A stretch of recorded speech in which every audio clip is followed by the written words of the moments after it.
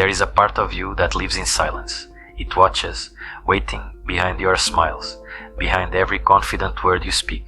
It knows what you fear to admit. It knows the truth about you, the one you keep buried beneath your achievements, your masks, your control. Carl Jung called it the shadow, not because it is evil, but because it hides in the dark, unseen, yet always near. The shadow follows you like a loyal ghost, shaping the way you walk, the way you love, the way you destroy. You feel it when anger flashes through your chest for no reason.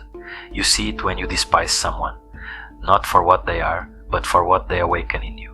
You hear it when the quiet voice inside whispers, "You are not who you pretend to be."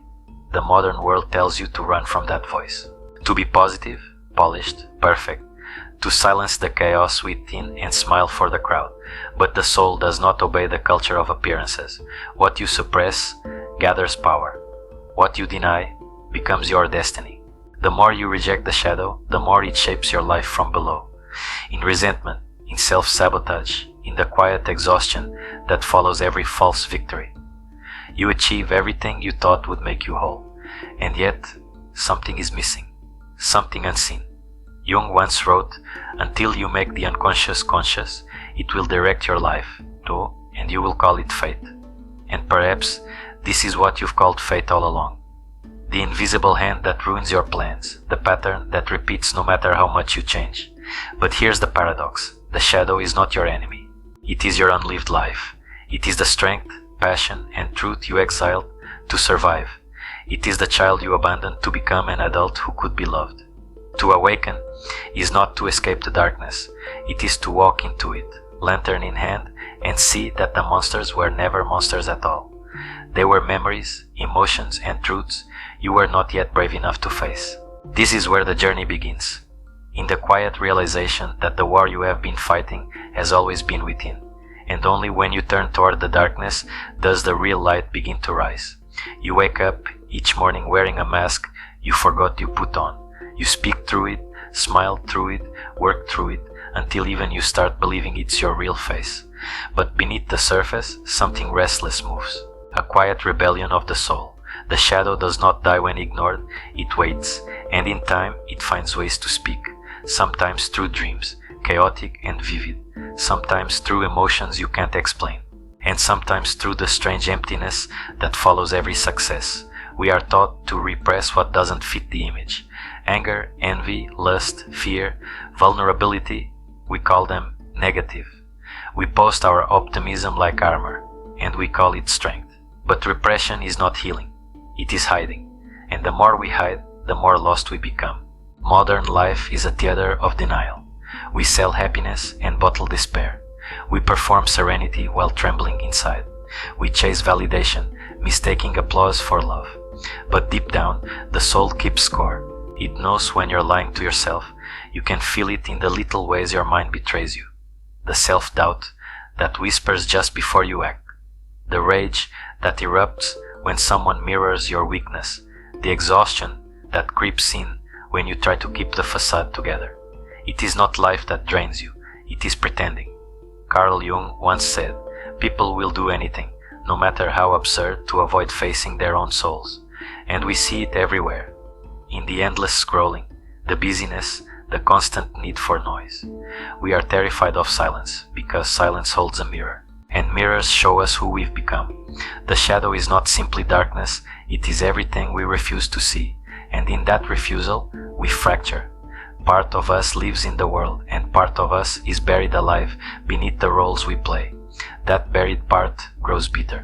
It sabotages the relationships we crave. It whispers fear into moments of joy. It poisons ambition with guilt and love with control. It is the unseen hand that closes your heart just as it begins to open.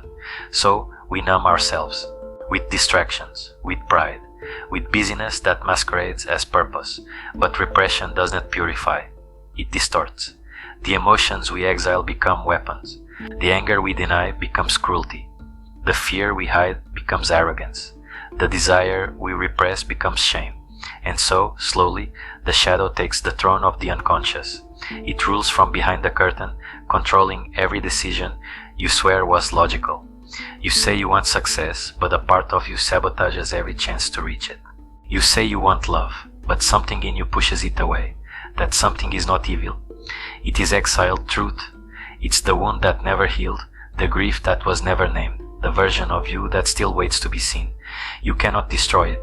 You can only understand it. And yet, understanding feels like death to the ego, because it means admitting that the image you protect was never the full story.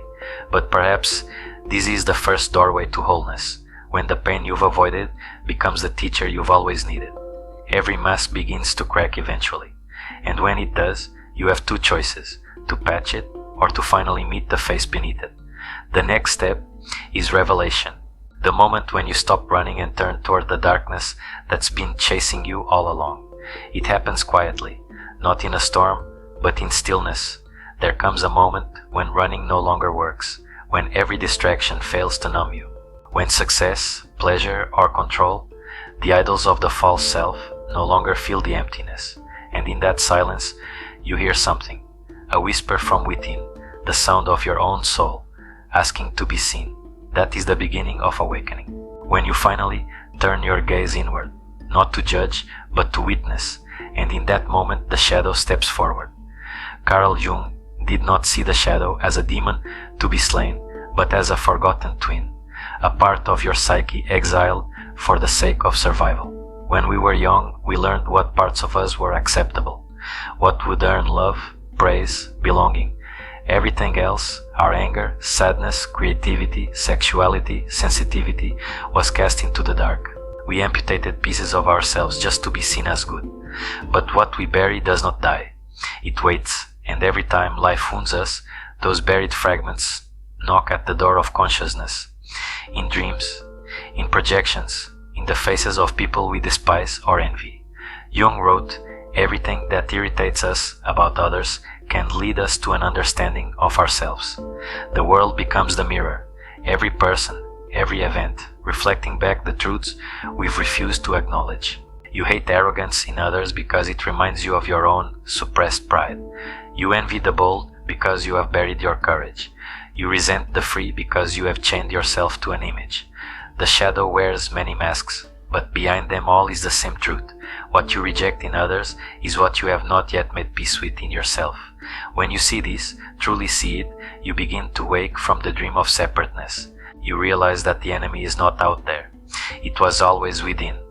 This is the revelation. You are both the light and the darkness, both the saint and the sinner, both the creator and the destroyer. And until you accept both, you will live half a life. The integration of the shadow is not about perfection, it's about wholeness.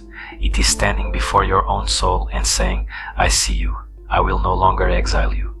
The ego trembles at this because it has built its identity on being the good one, the strong one, the spiritual one. But truth does not flatter the ego. It liberates it. To embrace your shadow is to realize you were never meant to be pure. You were meant to be real. Real human beings are messy, contradictory, alive. They rage, they weep, they lust, they doubt, but they do so consciously. They do not hide behind masks of virtue or performance. They walk through life aware of both their light and their darkness, and through that awareness, they become whole. Marcus Aurelius once wrote, look well into yourself. There is a source of strength which will always spring up if you will always look. That source is not in the light alone. It is born from the union of opposites. The fire of self-knowledge is kindled in the meeting of day and night. When you face your shadow, you do not lose control, you gain it, because the darkness you own can no longer use you. You stop projecting, stop blaming, stop repeating the same cycles. You become the witness, calm, centered, aware. And from that awareness, a strange peace arises. You realize that even your flaws serve a purpose. Your anger protects your boundaries. Your fear teaches humility. Your envy points to unlived potential. Your sadness deepens compassion. The shadow was never against you. It was the part of you that loved you enough to demand the truth. To meet it is to be reborn, not into a new self, but into your whole self. And in that wholeness you begin to live not as a fragment, but as a soul, finally at peace with its own depth. Integration begins the moment you stop pretending. It does not arrive like enlightenment. It unfolds quietly, in the way you speak more honestly, in the way you no longer rush to defend your image, in the way you sit with discomfort and let it teach you instead of fleeing from it. Transformation is not grand. It is intimate. It happens when awareness meets humility, when you look at your flaws and say, yes, this too is me. The shadow does not vanish when you embrace it. It becomes your teacher, and like every great teacher, it tests you. It appears in your relationships, in your ambitions, in your solitude, reminding you where you still hide, where you still pretend. To integrate the shadow is to live with both hands open, one holding light, the other holding darkness. Neither suppressed nor indulged, understood. You begin by observing your reactions. The people who trigger you are messengers. The situations that provoke you are mirrors. Instead of asking, why are they like this? Ask, what part of me is being reflected here? This question is the doorway to mastery, because every emotion, anger, jealousy, fear, carries information. It is the language of the unconscious, guiding you back to what needs healing. Jung called this process shadow work. It is not therapy for the weak. It is initiation for the courageous, because to meet your darkness means losing the illusion of who you thought you were. It means admitting that your perfection was performance, that your control was fear, that your moral superiority was insecurity in disguise. But as the illusions crumble, something deeper emerges: authenticity. Not the performance of confidence, but the quiet strength of self-knowledge. Marcus Aurelius wrote, "If it is endurable, then endure it. Stop complaining." The Stoics and Jung agree on this. The soul matures through confrontation, not avoidance. We do not grow by escaping pain, but by integrating what it reveals. When you stop denying your shadow, your relationships change. You no longer demand others to be perfect, because you know imperfection is the price of humanity. You stop projecting your wounds onto lovers, friends, or enemies, because you recognize the battlefield was always internal. Leadership transforms too. You stop leading from ego, from the need to be admired, followed, or praised, and instead lead from presence, from groundedness. Because the leader who has faced his own shadow cannot be manipulated by the shadows of others. Even solitude becomes sacred. You no longer fear being alone, because you have befriended the one companion who never leaves, your own soul. The transformation is not about becoming good, it's about becoming whole. To be good is to live by rules. To be whole is to live by awareness. Awareness is not moral, it is conscious. It sees all, accepts all, and acts with clarity. From that place, love ceases to be sentimental, it becomes wise. Success ceases to be egoic, it becomes expression. Suffering ceases to be punishment, it becomes purification.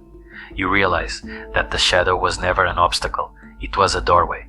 Every mistake was a messenger, every failure an invitation, every fall a chance to rise, not as the image of who you wanted to be, but as the truth of who you are.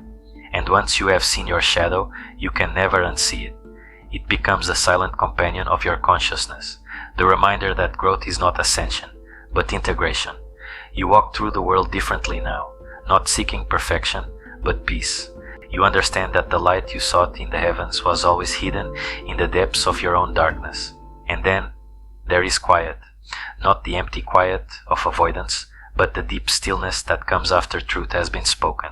You no longer run from yourself. You no longer search for approval in the eyes of strangers. You have made peace with the one person who can never leave you, the person within. The shadow still walks beside you, but no longer as an enemy. It moves with you like an old friend, a reminder of everything you once rejected and everything you have now reclaimed. There is no dramatic victory here, only understanding. Only the gentle realization that wholeness was never about becoming someone new. It was about remembering who you were before the world told you to forget. When you walk through life with your shadow integrated, you stop needing to prove yourself. You stop chasing light as if darkness were shameful. You see the world with clearer eyes, less judgment, more compassion. You understand that every person you meet is fighting a battle with their unseen self, just as you once did. Carl Jung said, "One does not become enlightened by imagining figures of light, but by making the darkness conscious." You have done that now, and in that act you've become something more than good. You've become whole.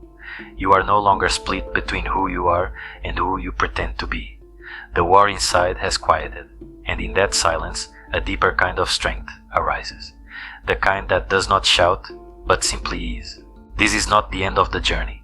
Integration is not a single event, but a rhythm, a lifelong dance between light and shadow, ego and soul. Some days you will forget, and the masks will call your name again, but you will remember faster now. You will return to yourself more gently. For once you have met your darkness, you can never again mistake the light for escape. You understand that peace is not the absence of suffering. It is the presence of awareness. It is knowing that every wound holds wisdom, and every shadow holds light. And so you walk, not as a saint, not as a sinner, but as a whole human being, carrying both night and dawn within your chest. When you make peace with your shadow, Jung might have said, you stop chasing the sun, because you realize you are the sky.